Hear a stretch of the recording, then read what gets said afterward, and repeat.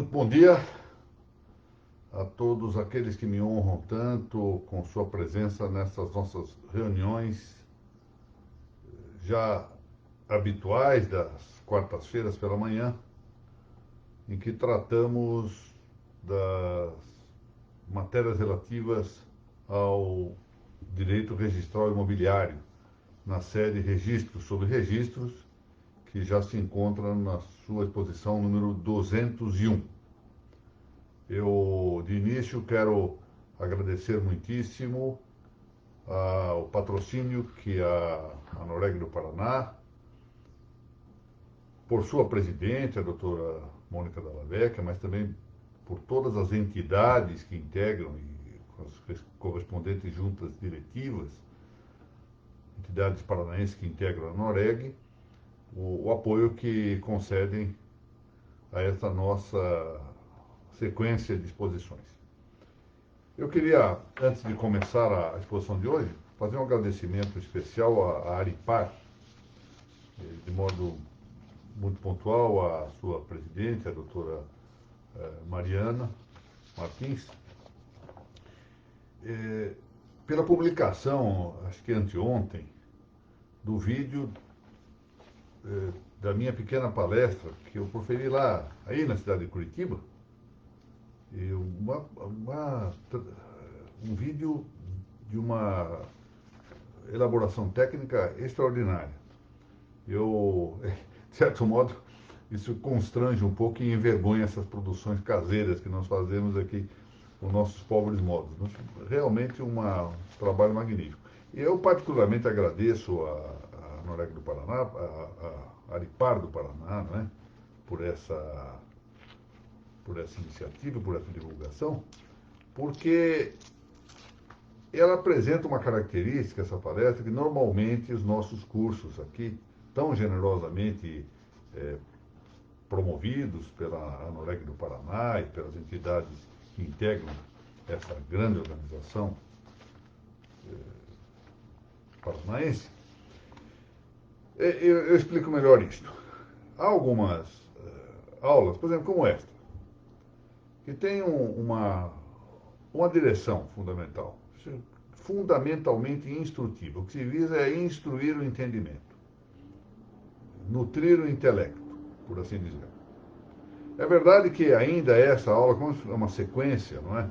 É mais fácil ver isto, tem uma finalidade complementar, que é de formar um sistema. Quando nós temos aqui um conjunto de 200 aulas em sequência, 201 hoje, o que se visa com isso não é só a instrução pontual daquilo que se está falando na aula, mas formar um sistema, dar uma visão sistêmica do ponto de vista científico. Muito bom. Mas há certas palestras, e de quando em quando isso ocorre também aqui ao largo do nosso curso. Vocês vão entender algumas referências nesse curso, dentro já dessa outra perspectiva. E essa outra perspectiva foi exatamente a que se encontrou nessa palestra promovida lá pela Aripar, e que o Dr. Gabriel me convidou para muita honra minha, e que se produziu esse vídeo postado graças à diligência da atual presidência da Aripar, e que consiste no seguinte: não só se buscou instruir o intelecto naquela palestra, mas mover a vontade do auditório para o encontro da verdade. E, adicionalmente, esse é o terceiro ponto, que nem sempre se apresenta possível nas palestras, fazer com que amassem as coisas que as palavras significam. Ou seja, se forem assistir lá a minha pequena palestra, que foi objeto dessa gravação, vão ver isto. O meu esforço imenso para que o público que me ouvia não só movesse o seu afeto, em busca da verdade que eu estava tentando instruir, sobre a qual eu estava tentando instruir, informar a todos, mas, além disso, que amassem as próprias coisas que estavam sendo referidas nas palavras. E no nosso caso concreto, amar as próprias coisas era começar por amar o registro de imóveis. E, na sequência, a justiça, o bem comum, etc. Portanto, eu sou muito grato à doutora Mariana pelo fato de ter publicado esse vídeo. E estou, outro lado da coisa, extremamente constrangido pela escassa qualidade técnica que posso propiciar aqui com esses meus vídeos, com essas minhas transmissões caseiras. Porque quando comparado com aquela obra de arte que está no vídeo, só pode haver constrangimento, né? Mas muito bem, vamos aqui, confiados na generosidade também da nossa audiência, formada por tão bons amigos, prosseguir com os nossos passos aqui, hoje tratando do usufruto. Vamos começar a tratar da noção de usufruto. A lei brasileira 6.015, de 1973, que é a Lei Geral dos Registros Públicos, prevê, quanto ao usufruto de imóveis, usufruto imobiliário, o registro stricto sensu, ou seja, um registro em sentido estrito. Todo mundo sabe. Registro e averbação, a palavra registro tem um sentido genérico, não. O usus loquendi, abrangendo essas duas formas, o registro, propriamente dito, ou stricto sensu, e a averbação. Quando não, abrangendo até mesmo a inscrição no protocolo, a anotação, que também ocorre no plano do registro de imóveis, embora muito residualmente. Essa norma específica que trata do registro do usufruto de imóveis também contempla nela própria, no inciso 1º do item 7, melhor dito, do item 7º do inciso 1º do artigo 167, aliás, esse artigo está mal citado aqui, acho. Os direitos de uso e de habitação. Nós vamos começar aqui por tratar do vocábulo usufruto, que provém da conjunção de duas palavras latinas, usus e fructus. Essas duas palavras, usus e fructus, são palavras de quarta declinação, ou seja, tem o genitivo singular também terminado em us. Usus, usus, fructus, fructus. E isso faz resultar no idioma português não só a atual palavra usufruto, mas também duas outras expressões. Usufruito, que era usada no século XIV, portanto a palavra se escrevia separadamente, né, a expressão usufruto que nós temos hoje se escrevia com duas palavras, usufruito, no século XIV isto. E também a palavra usufruito, já então unificadas, mas isso antecipa-se a esse usufruito, porque já no século XII, Antônio Geraldo da Cunha recolhe este uso no idioma português, então, nascente. Denomina-se usus um predicado ou atributo dominial, desmembrável da propriedade. É um atributo do domínio, mas que se desmembra ou se desdobra da elasticidade da propriedade. E é o atributo de servir-se de uma coisa. O serviço de uma coisa é usar dela. Se eu uso de uma coisa, eu me sirvo dela. Usar uma coisa é empregá-la para direta e principalmente satisfazer alguma necessidade ou utilidade dos homens. Aqui voltamos a insistir nessa característica antropológica a que deve vincular-se toda a apreciação do direito. O direito está feito para o serviço dos homens. Nós temos de evitar essa demasiada poetização artificial do direito e compreender o direito dentro de uma perspectiva antropológica, o direito a serviço do homem. E todas as coisas do mundo estão a serviço do homem. Se diz direta e principalmente, como está dito aqui na passagem anterior, em razão de a história humana sinalizar em acréscimo um uso das coisas para serviço não necessariamente dos homens, pelo menos não direta e principalmente dos homens, senão que indiretamente dos homens, que se dá com os objetivos de adoração, reverência e agradecimento a Deus, se nós quisermos avançar um pouco mais, e a ídolos também, porque esse uso também contempla os vários casos de idolatria que frequentam a história humana. De modo que não se buscaria, então, com isto, diretamente e de modo principal, a necessidade e a utilidade dos homens. Mas, aqui eu digo isso, sem ignorar que frequentemente esses atos de culto têm uma direção impetratória, ou seja, pela qual nós impetramos, pedimos alguma coisa. O que principalmente se visa aqui é adorar, reverenciar e agradecer a Deus, ou, se quisermos, aos ídolos. Eu vou dar aqui apenas um exemplo para não deixarmos a coisa sem uma pontual referência histórica. E estou lá retirando da grande obra desse autor romeno, um autor contemporâneo, ele morreu em 1986, um autor romeno, nascido em Bucareste, um grande professor, grande pensador, historiador. Ele tem vários livros publicados, alguns já traduzidos para o português. Um deles que eu estou citando aqui é essa História das Crenças e das Ideias Religiosas, da Idade da Pedra aos Mistérios de Eleusis.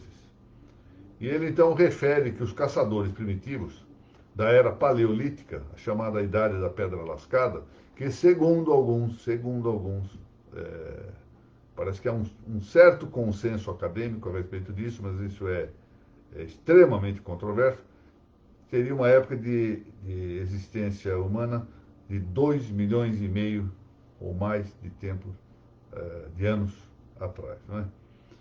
Então, já havia entre esses caçadores primitivos práticas rituais de caráter mágico, de caráter religioso, e segundo Mircea Eliade, essas práticas podiam indicar a epifania, ou seja, o aparecimento de uma potência sagrada ou de um mistério cósmico. Como vemos, sabemos que esses caçadores primitivos deturpam frequentemente as tradições recebidas com anterioridade. E, portanto, ali muitas vezes festejam os mistérios cósmicos, né? A idolatria da lua, do sol, etc. O uso da coisa, como nós dissemos, é servir-se dela, mas não é perceber-lhe conjuntamente os frutos. Aqui é que é a distinção. O uso não leva à aquisição de lucro.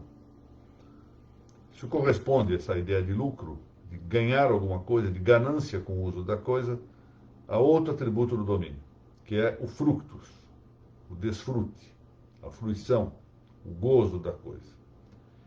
Ou seja, aqui já se tem o predicado, o atributo de recepção, o recebimento dos frutos da coisa. Quais são esses frutos? Bom, eles se dividem de logo entre frutos naturais e frutos civis ou industriados. Os frutos naturais são os que se produzem diretamente pela própria coisa, ainda que com alguma participação da indústria humana, como nós vemos, por exemplo, nas colheitas. O homem pode semear, mas a própria coisa produz os frutos diretamente. O homem pode ajudar de algum modo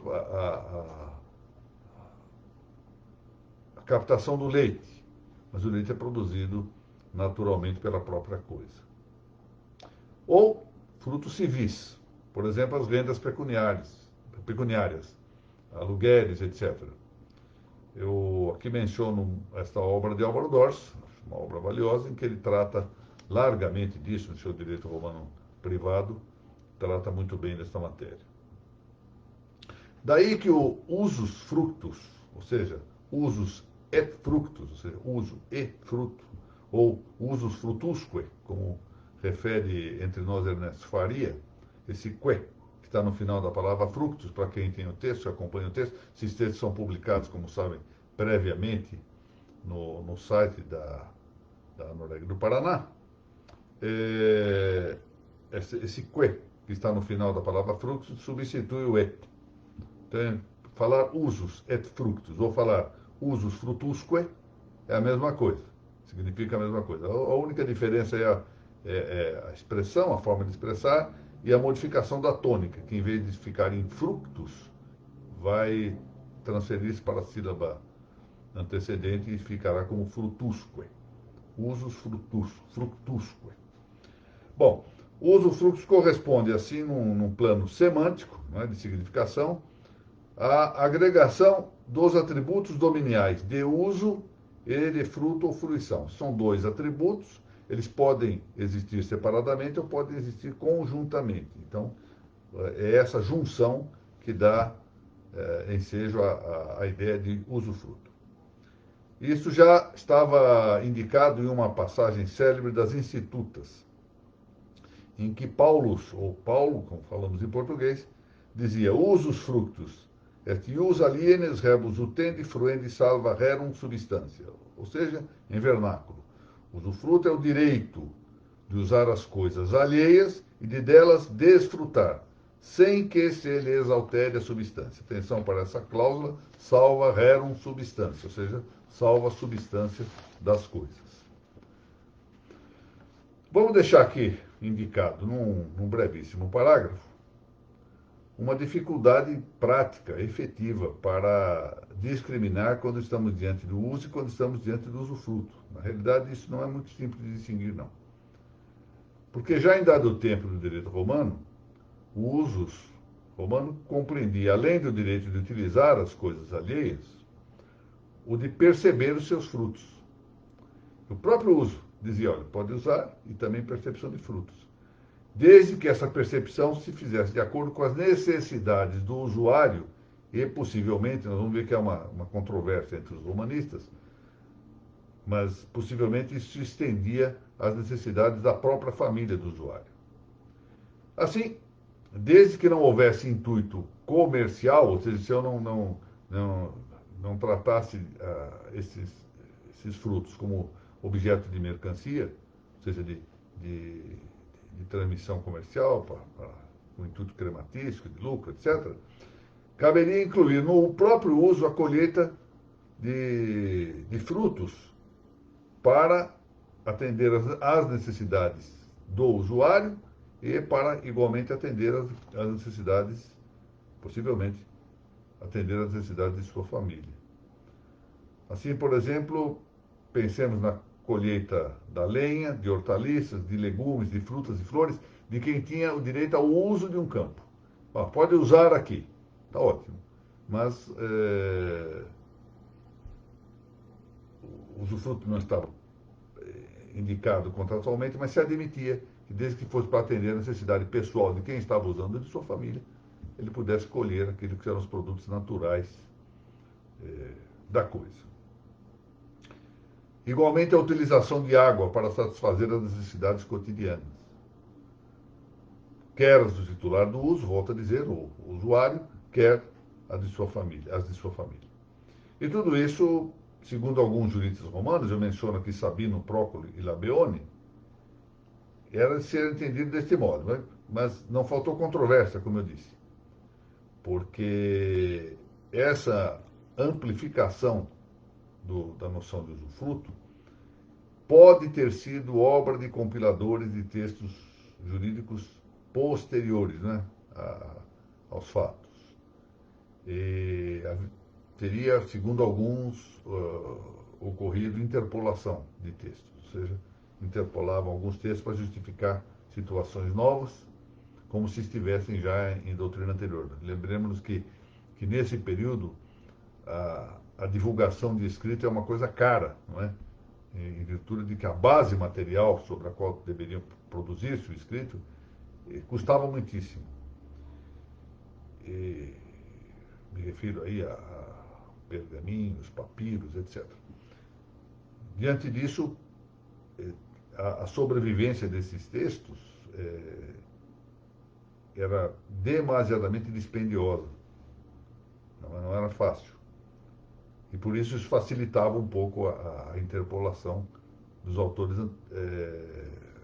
de períodos posteriores, que faziam isso por entender, ou seja, é uma espécie de uma contribuição pessoal à obra antiga. Não é?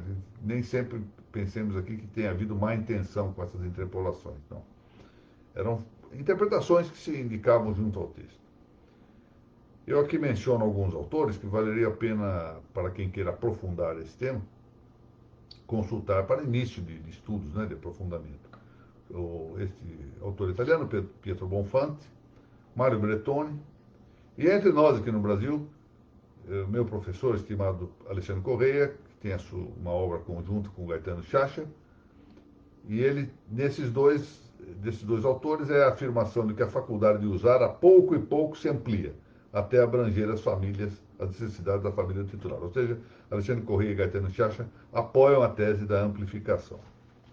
Não julgam que seja fruto de interpolações posteriores. Muito bem. Vejamos um pouquinho a questão no direito brasileiro. O Código Civil Brasileiro de 2002, que é esse que está em vigor, divergiu do tratamento da matéria, tal como expressamente consta do Código Civil de 16, porque não possui dispositivo conceitual acerca do usufruto. Não está mal isso, não é tarefa dos códigos definir institutos. Às vezes, isso se usa para clarificar institutos novos. No caso do usufruto, em rigor, não há necessidade. Isso é um instituto bastante consagrado na história jurídica dos povos. É um instituto que se pode dizer instituto do iugentium, direito das gentes. Não há necessidade de defini-lo no código. Até porque, volto a dizer, não é da lei o papel de ficar fazendo definição de institutos. No código anterior, o código, portanto, de 16, o excelente código de Clóvis Bevilacqua, por mais que essa noção de usufruto fosse completada por outras disposições, ela está estabelecida no artigo 713, que eu vou ler agora.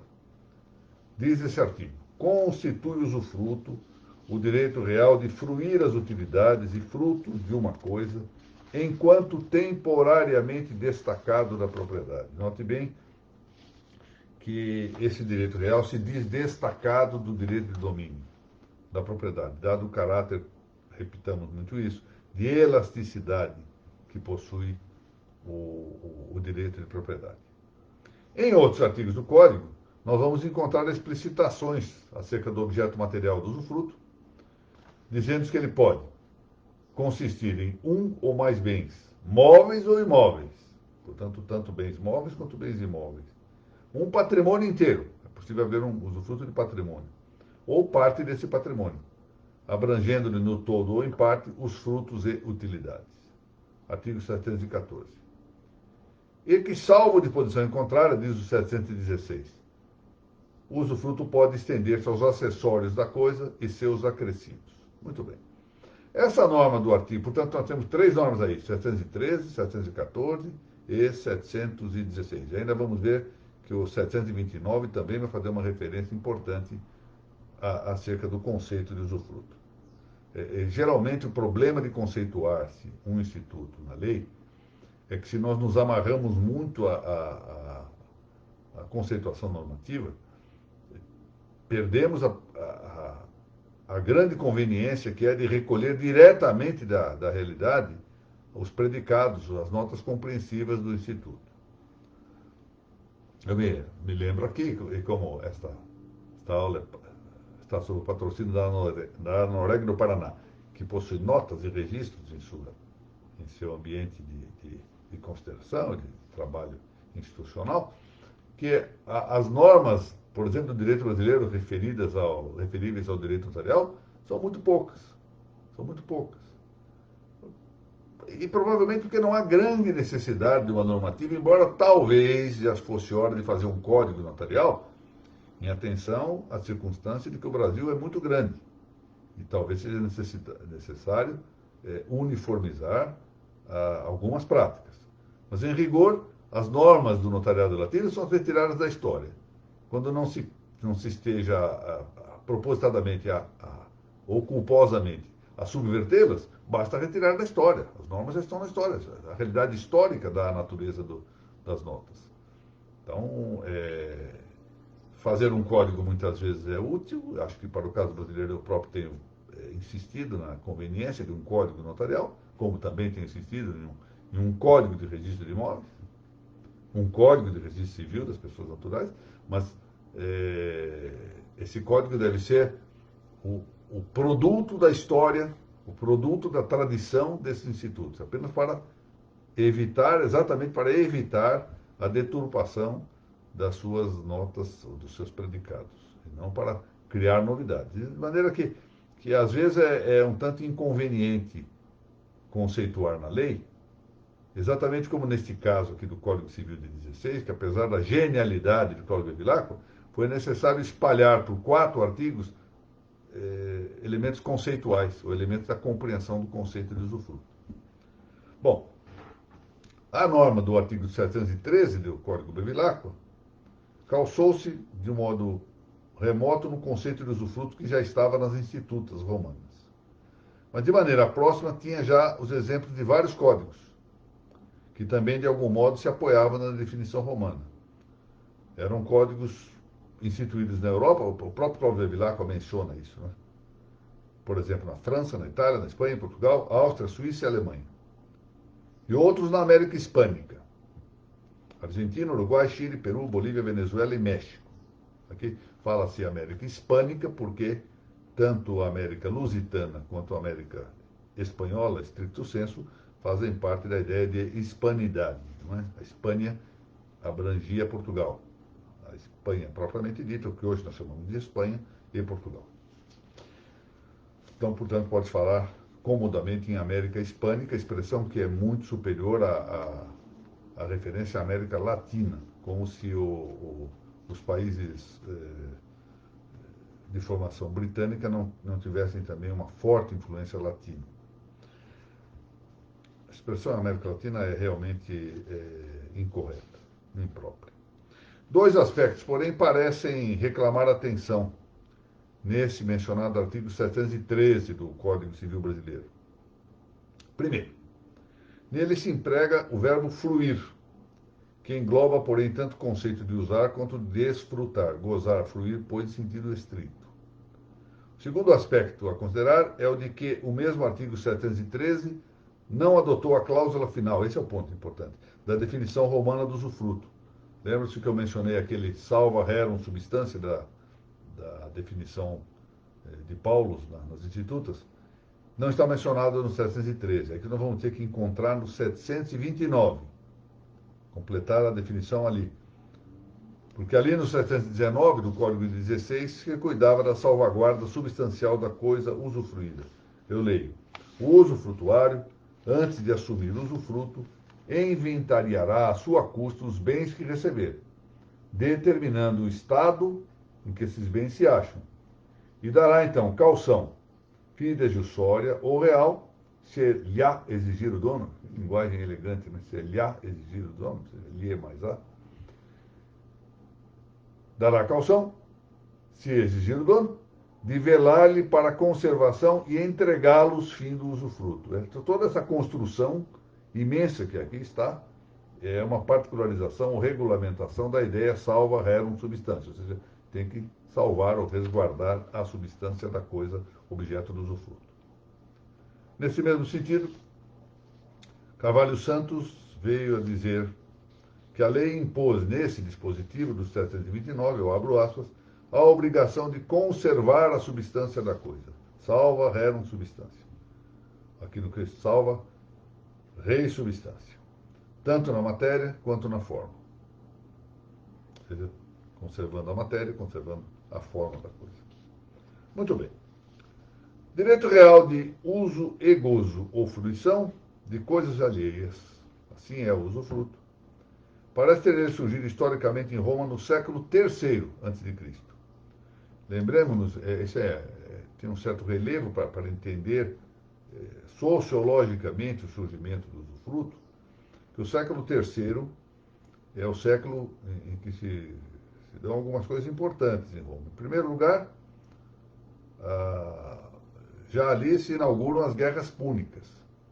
Lembremos que a Primeira Guerra Púnica foi que permitiu a romanização, ou a provincialização, se nós quisermos dizer melhor, da Sicília, com a tomada da ilha da Sicília, que estava em mão de Cartago, pelos romanos.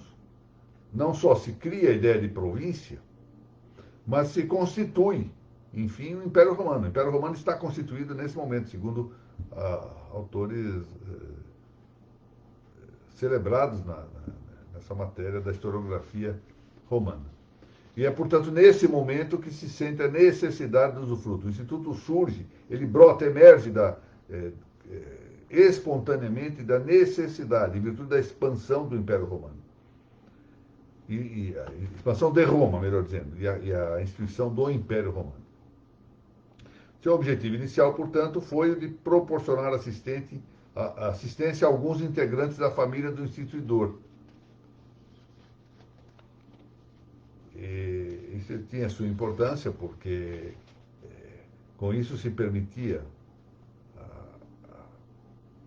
a possibilidade de retirar algum proveito de terras no momento em que Roma combatia nas guerras púnicas e em outras guerras travadas com outros povos. Lembremos que ao norte se travava uma guerra importante durante esse período com a Gália. E, então, portanto, era preciso mandar os exércitos, as pessoas iam combater e era preciso socorrer essas famílias. Então surge como uma necessidade social importante, econômica importante. Bom, isso mostra a razão de ser do caráter personalíssimo, que era um socorro às famílias. E, portanto, se podiam escolher os beneficiários. Mas também, aqui é o tema, a sua inalienabilidade e sua intransmissibilidade. Porque era preciso também preservar esse patrimônio, sob a titularidade de quem era dono do imóvel, mas ao mesmo tempo também evitar que se desguarnecessem novamente as famílias dos beneficiários. Por isso se evitava a inalienabilidade, e se evitava a alienabilidade e a transmissibilidade. E o usufruto nasceu também com a nota de temporariedade. Os romanos eram práticos e atendiam, ao fundo, certas exigências da vida social, da vida econômica, da vida política. E, no final, a teoria se constrói em cima dessa exigência, dessa realidade. Max Caser, um autor alemão de grande importância, faz observar-se que só com essa limitação temporal se considera suportável que a propriedade do onerado, ou seja, dominus proprietatis, ou seja, o dono da propriedade, pudesse ser afligido. Porque era um direito tão extenso como o que compete ao usufrutuário, e isso levaria ao esvaziamento da propriedade. Por isso, só temporariamente se admite, olha, o proprietário vai ficar destituído aqui dos seus poderes dominiais, dos seus atributos dominiais, temporariamente, para atender determinadas necessidades. Mas isso não vai ao ponto de nós negarmos, pensavam assim os romanos, a extensão e fecundidade de um direito que nós consideramos importante para a nossa vida jurídica, social e econômica. E, no mesmo sentido, vem a doutrina desses dois autores, também alemães, Jers e Kunkel, que observaram que, de fato, era pouco de suportar que o direito do proprietário existisse privado do uso. Como um proprietário de uma coisa está privado de seu uso e privado do desfrute da coisa, só conservando a sua substância e, assim, a distância, não é? Distante de sua posse direta. Isso era inconcebível que fosse em caráter demasiadamente perdurável, tinha que ser temporário mesmo. Aqui no Brasil, o conselheiro Rodrigues Lafayette fez ver que a temporalidade do usufruto diz respeito à organização do domínio, de maneira que é um atributo inderrogável pela vontade dos contratantes. O conselheiro Lafayette viu bem isso, ou seja, não é possível que por meio do contrato eu transforme o usufruto de algo temporário em algo permanente, porque isso aflige a própria ideia de domínio. E lembremos que esse é um direito real menor, ou seja, um desdobramento do domínio, não pode ir contra a sua matriz. Tal veremos um tanto mais cuidadosamente em próxima aula.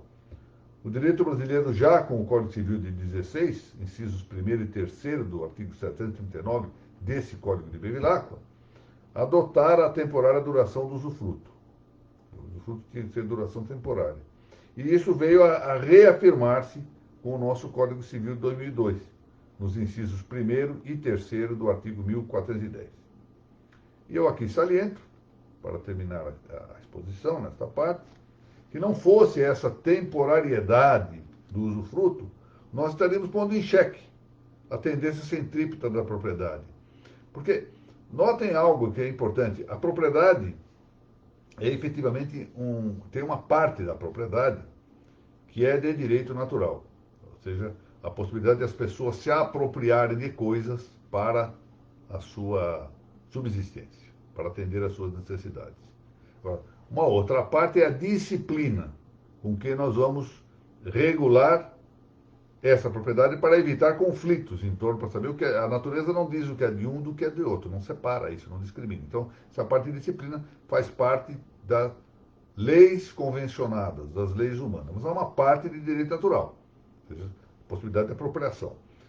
Ora, essa parte de possibilidade de apropriação, é ela que dita esse caráter centrípeto da propriedade, ou seja, que tendam todos os poderes, ou atributos, melhor dito, ou predicados da propriedade, a voltar a seu núcleo, tal que ela se exerça com plenitude. Daí que a temporalidade seja relevante nesses termos, para evitar que o domínio se moleste, enfim, se aflija em sua essência. Bom, e com isso nós terminamos essa primeira aproximação do tema do usufruto. Eu queria apenas aqui, para encerrar essa nossa posição, dizer que esse período de custódia domiciliar, como todas as coisas na vida, apresenta alguns aspectos positivos que, apesar dos males serem maiores, e muito maiores do que os aspectos positivos, tem seus benefícios em todo caso. E um deles é que isso me tem permitido mais facilidade para, sem viagem, sem deslocamento físico, sem, portanto, precisar ausentar-me de São Paulo e do amplo trabalho judicial a que eu me dedico, poder dar aulas até em outras partes do país. Hoje mesmo haverá uma aula de pós-graduação lá em uma faculdade do Recife, sobre princípios do direito notarial. Na semana que vem, uma outra aula sobre princípios do direito registral, que eu ministrarei aqui, da escassez de recursos do meu próprio gabinete aqui de casa. Então, esse é um benefício e, em todo caso, é uma forma também de nós estimularmos o estudo, animarmos o pessoal que quer estudar direito notarial e direito registral, e não apenas estudar fórmulas de aplicação, mas estudá-lo cientificamente. Ora, essa ideia de estudá-lo cientificamente exige que nós nos dediquemos a certas questões que são um tanto abstratas. É possível que para muita gente reexaminar, reavaliar, reestudar conceitos que viram lá na escola, no tempo da faculdade, como conceito de usufruto, seja algo que se considere desnecessário para a prática do registro. E pode ser que para muitos seja mesmo. A gente que sabe fazer o ato de registro de um usufruto não examina rapidamente seus pontos e está muito bem. Mas nós temos uma obrigação também de passar um legado às gerações futuras. Essa obrigação é muito grande entre os registradores e notários. Diretamente são os registradores e notários aqueles a quem se deve incumbir mais gravemente o dever de transmitir às gerações futuras o conhecimento que tem a respeito da matéria. Quando nós não temos isso, e não temos, em geral não temos, na via da graduação jurídica, isso se estabelece por meio de outros instrumentos, entre os quais, aqui vem o ponto que eu queria mencionar, entre os quais se põe isto que é digamos assim, algo que se aproxima, embora de maneira um tanto ainda incipiente, se aproxima da ideia de uma corporação de ofício. Quando a Noréga do Paraná, mercê de todas as suas entidades integrantes e com a visão que eu considero superior da tabeliã Mônica Dalla Vecchia, que é a presidente dessa entidade, patrocina reuniões de caráter científico, que tendem a ser realmente reuniões acadêmicas, ela contribui para isso, formando um material que é cumprir um dever, observar o dever de transmitir às gerações futuras, às gerações que estão chegando, aquilo que corresponde às exigências do direito registral, no nosso caso aqui específico da aula de hoje. Amanhã haverá o claves notariais e registrais, abordando também temas de direito notarial, portanto, transmitir o legado a essas gerações que vão chegando e que frequentemente não têm ocasião de compreender o direito notarial e registral fora deste ambiente das entidades que se devem dedicar, e tem nisso, claro que essas entidades se formam para a defesa de seus associados, etc., tudo isso está certo. Mas tem nesse ponto, talvez o melhor de seu valor institucional, essa tarefa paideica, pedagógica, de transmitir aos que vêm a importância, a relevância das suas funções. Se os próprios registradores e notários não fizerem isso, quem dará importância a eles? Essa é a pergunta, não é? Bom, vamos lá agradecer o Dr. Rogério Tobias, muito bom dia, estimado amigo e grande estudioso do nosso direito notarial registral, o Dr. Pedro Bragato também. Agradeço ao Dr. Pedro, que hoje me indicou a leitura importante aqui de um livro sobre a vida de Cícero. Eu desconhecia esse livro, vou atrás disso para ler a biografia deste grande pensador e jurista e orador romano. Doutora Mariana Martins, renovo aqui o agradecimento pela divulgação da palestra no evento patrocinado aí pela Aripar, organizado pelo presidente anterior dessa entidade, o doutor Gabriel. A doutora Mariana fez publicar o vídeo da minha pequena palestra. Isso eu gostei bastante. A qualidade é excepcional desse vídeo. É de envergonhar fazer essas aulas aqui com esses recursos diante do que eu vi publicado lá. Mas paciência. Eu não tenho outro meio, não sei fazer de outro modo. Muito obrigado, doutora Mariana. Doutor Anderson Scherner-Kist, meus cumprimentos. Doutor Valdecir Castiglione, estimado amigo, somos saudosos aí das nossas reuniões, doutor Valdecir. Muito obrigado por sua presença. Doutor Mário Martinelli, que tem sempre estado presente aqui nas nossas reuniões. Doutora Mônica Macedo da Lavecchia. Eu estou precisando de uma urgente informação que a ilustre presidente com o que a ilustre presidente poderia instruir-me. Até estou esperando desde ontem à noite essa informação, doutora Mônica. Pedia a sua atenção, a sua caridade nesse assunto, por favor. Questão teórica para mim é importante. Doutor Matheus Santos, bom dia. Estimada amiga Eliette Guarnieri, grande magistrada em São Paulo. Um abraço para a Isabela. Doutora Aline, juíza aqui também no estado de São Paulo, que teve uma passagem fulgurante na área dos registros públicos, esteve lá na primeira vara de registros públicos, atuando por lá. Deixou a área, foi para a área da Fazenda Pública, é verdade, contra a minha vontade, mas ela um dia ainda voltará seguramente ao tema dos registros. Estimada Thaís Camati, que agora está fazendo pós-graduação, muito bem. Também no mesmo local que o doutor Pedro Bragato está estudando, fazendo a pós-graduação. Thaís é uma moça de muito valor. Desembargador Fábio, prazer em vê-lo aqui, meu amigo. Muito bem, muito obrigado pela presença extremamente honrosa. Muito honrosa mesmo, e do ponto de vista da afeição, para mim, tem um valor imenso. Muito obrigado. Doutora Maria Fernanda Dalmas, muito bem, recomendações aí a pessoal de casa. Doutora Margarete Maia, estimada amiga, ontem cuidando aí também de avisar-me de certos problemas nas transmissões pela via eletrônica. Muito obrigado. Agradeço aí ao segundo Serviço de Imóveis de Curitiba, muito bom dia. Doutor Ricardo Cunha, bom dia.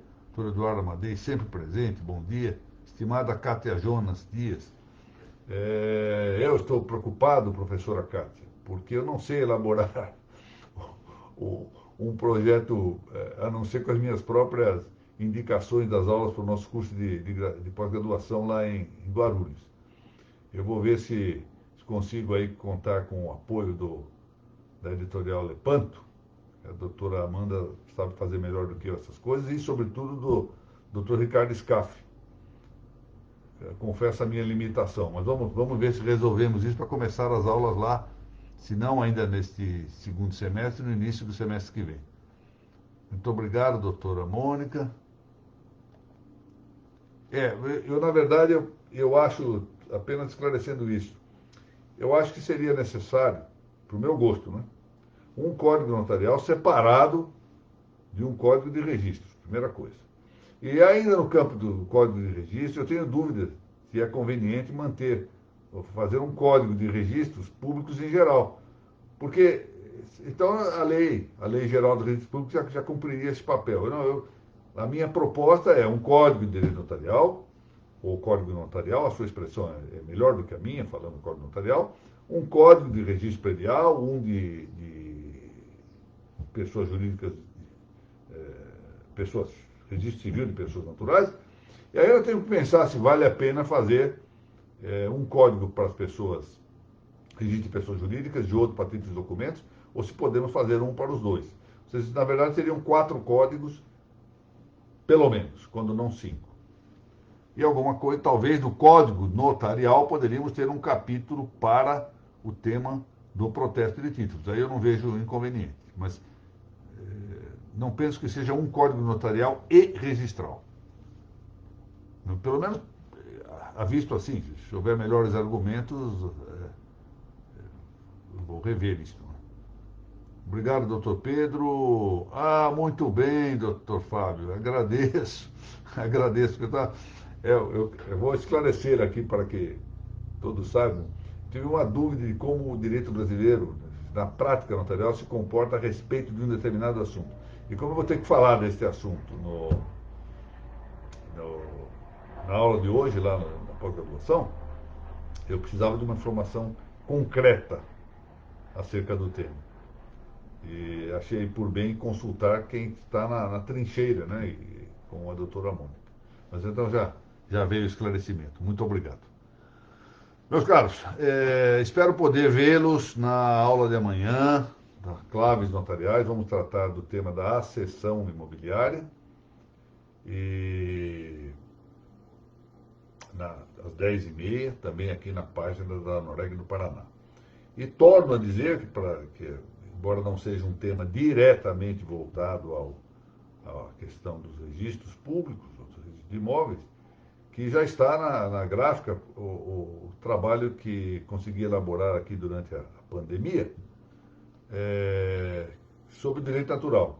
O ABC do direito natural que está sendo produzido, mais uma vez, pela competente editorial Lepanto. Penso que em um mês, mais ou menos, o livro estará publicado. Dr. Bruno Marques, muito obrigado. Bruno Marques Rodrigues Aires. Agradeço bastante. Meus caros, muito obrigado e até amanhã, se Deus permitir, ou pelo menos até a semana que vem.